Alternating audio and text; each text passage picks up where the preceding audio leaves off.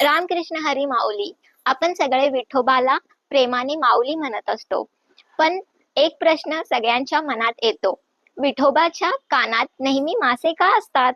खूप वर्षांपूर्वी एक गरीब कोळी भक्त पण मनाने श्रीमंत, तो समुद्राच्या आत जाण्यापूर्वी विठ्ठलाचा ध्यान करायचा आणि सुखरूप घरी परत यायचा. एके दिवशी हा कोळी भक्त पंढरपूरच्या दिशेने निघाला. त्याला विठ्ठलासाठी काहीतरी भेटवस्तू द्यायची खूप इच्छा होती.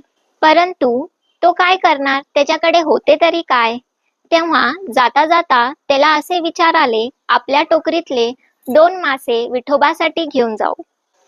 त्याच्या हातातले ते 2 मासे पाहून काही लोकांनी त्याला मंदिरात आत जाऊ दिले नाही. अरे मासे, देवाला मासे वासील, पाप लागेल तुला, असे बोलून सर्वांनी त्याची निंदा केली. तेव्हा विठोबा तिथे स्वतः प्रकट झाले आणि म्हणाले, हा कोळी भक्त मासे देतो पण भक्तिभावाने, त्याच्याकडे आहे तरी काय? तो मासे देतो पण प्रेमाने. विठोबाने कोळ्याने आणलेले ते 2 मासे मकर कुंडले म्हणून आपल्या कानात घातले आणि त्या दिवशीपासून विठोबाच्या कानात हे 2 मकर कुंडले आहेत. तुम्हाला ही कथा माहिती होती का? आवडली असेल तर नक्की लाईक आणि शेअर करा. जय जय रामकृष्ण हरी. तुम्हा सगळ्यांना आषाढ एकादशीची हार्दिक शुभेच्छा.